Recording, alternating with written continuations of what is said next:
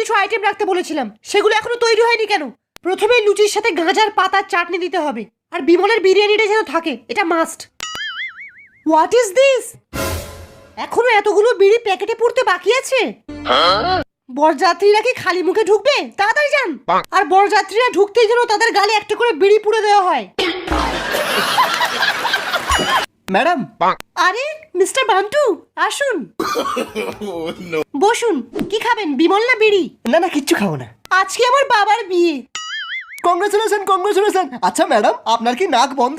নাক বন্ধ কেন? আমি এক্ষুনি পায়খানা করে ছুটি এসেছি, তবুও আপনি আমার গন্ধ হাতটা এতক্ষণ ধরে ধরে আছেন।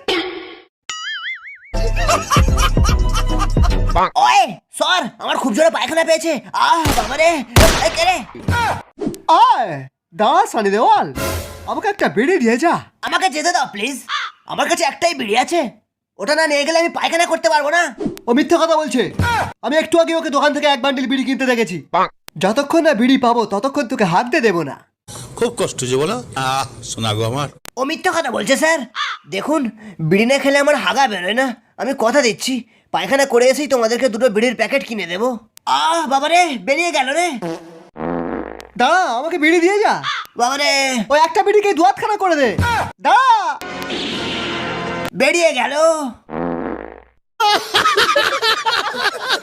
সব ঢ্যামনার দল, এই প্রশ্নের উত্তরটা লেখো।